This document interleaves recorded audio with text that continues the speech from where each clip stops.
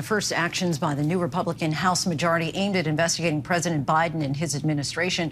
Today, the new chair of the House Oversight Committee, James Comer, issued a flurry of letters as part of the panel's first formal steps targeting investigations of President Biden, his son Hunter, and social media companies that Republicans allege suppressed negative stories about the president's son during the 2020 election. Joining us now is the new chair of the House Oversight Committee, Republican James Comer of Kentucky. Thank you so much for joining us tonight. My pleasure. So, Chairman Comer, in a letter to Treasury Secretary Yellen today, you wrote, the Committee on Oversight and Accountability is investigating President Biden's involvement in his family's foreign business practices and international influence peddling schemes. Why is investigating the president and his son's business dealings the most pressing issue for you to pursue on behalf of the American people?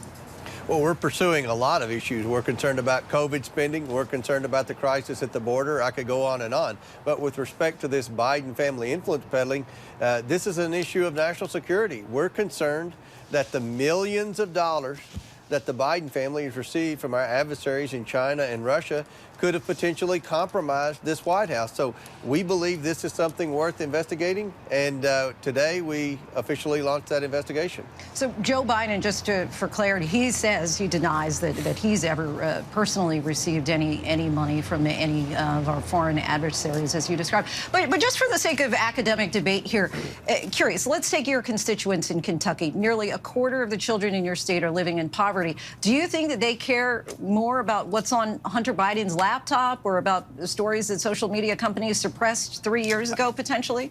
I think that's a ridiculous question. I mean, let's just face it here. You defended Joe Biden, saying that he said he had no knowledge of his son's business dealings. We've already produced emails and text messages that show, and pictures that show Joe Biden met numerous times with Hunter's associates that I didn't say that. I said that he said that he didn't receive any money. Well, the emails on the laptop show that Hunter Biden constantly complained to people about having to keep his father up. There are documents that show that Hunter Biden was paying for basic living expenses for Joe Biden. So Joe Biden's not been honest with the American people, and it's really frustrating because we've proven through the emails and laptop, through the emails on the laptop, the text messages, and pictures that this is not true. Just like Joe Biden hasn't been honest with the American people about the classified documents, the list goes on and on and on. That's why we need to investigate this. This Biden Center today, you know, where the classified documents were, they've received $54 million from anonymous donors in China. That's concerning. You previously said that the Trump documents investigation would, quote, not be a priority for your committee. Now you have launched a probe into President Biden's handling of those handful of classified documents found in his former office. Why is investigating Biden's handling of classified documents a priority, but Trump's is not? I'm just curious if they are It's equal. a concern because the FBI raided former President Trump's house. They took the security cameras.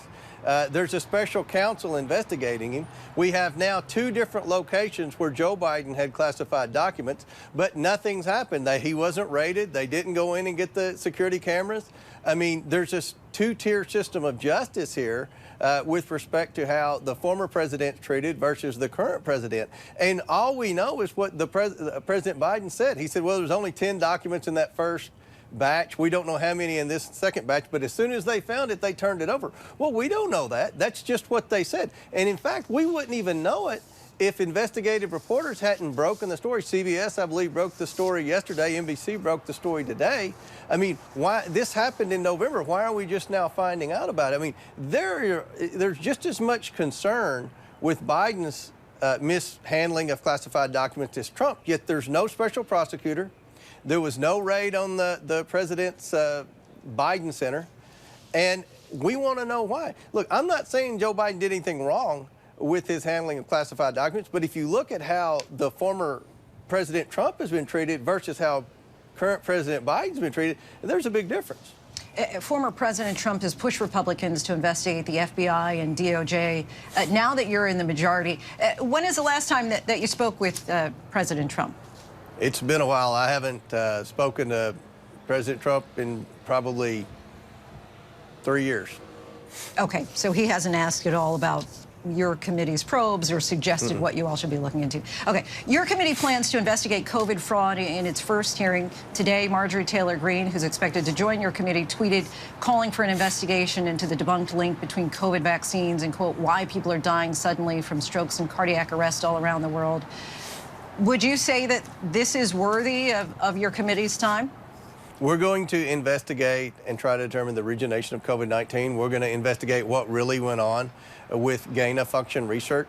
We're going to investigate some of the decisions that were made that impacted our public education system and our small business system. And we're going to investigate some of the science with respect to the viruses and things like that. So anything COVID related will fall under the realm of this COVID Select Committee. We're very concerned about the COVID-19 pandemic, how it was handled, how much it was cost, some of the decisions that were made. And I think we all know someone who lost their life because of COVID-19, and they deserve answers. Their family deserves answers. So we're going to get started on this. This is going to be a very extensive, substantive committee, and it's going to take a long time. And I think there are a lot of questions that Americans have with respect to COVID-19 that we're going to try to answer. It's going to take a long time, I'm sure. And Congressman, I'm curious where you're standing at this moment on impeachment efforts. We've already seen Republican action pushing for Homeland Security Secretary Mayorkas' impeachment. Marjorie Taylor Greene has called for Attorney General Garland's impeachment. Do you support those calls? Well, you know, Mayorkas hasn't done a very good job securing the border. We've met with Border Patrol agents who are very concerned about some of the policies and decisions being handed down by Secretary Mayorkas. Our border is wide open. The fentanyl problem is terrible right now. We have the ability in the federal government to secure that border, but for whatever reason, Mayorkas is standing in the way. So if anyone is a prime candidate for impeachment in this town, I would say it's Secretary Mayorkas. Is impeachment of President Biden on the table? Is that something that you'd consider? No, I'm just investigating the Biden family influence peddling schemes. The Judiciary Committee would be where impeachment would begin, so that's not something I've even considered. I'd like to ask you as well about Congressman Santos. You called him, quote, the most valuable liar to ever try to serve in Congress. We heard him repeat today that he will not resign. Do you feel that the Republicans should take any concrete action to investigate him and potentially force him out of office? I'm confident he's going to be under ethics investigations. With respect to Santos, and you know, people have asked, should he be seated, should he be a member of Congress? Unfortunately, Lyon doesn't preclude someone from serving in Congress. If it did, there would be a lot of vacancies right now all across the entire Congress. So it's, you know, despicable what he's done.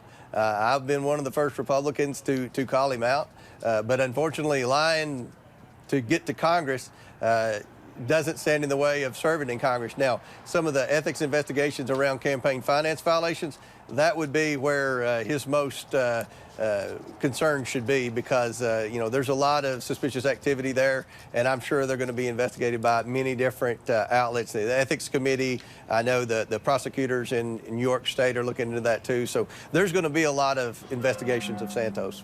Obviously, you said lying doesn't preclude you from serving in Congress. Do you feel, though, that McCarthy should take some action with regard especially to the fact that if he did, in fact, use campaign funds to pay for his rent, as is alleged? If he used campaign funds improperly, he won't be in Congress long. So it doesn't matter. And again, if lying in Congress got you kicked out of Congress, then Adam Schiff would have been gone a long time ago. Chairman Comer, we could not thank you enough for taking the time to talk with us tonight. Really appreciate your insight. Thank you so much. Thank you. Hi, everyone. George Stephanopoulos here. Thanks for checking out the ABC News YouTube channel. If you'd like to get more videos, show highlights, and watch live event coverage, click on the right over here to subscribe to our channel. And don't forget to download the ABC News app for breaking news alerts. Thanks for watching.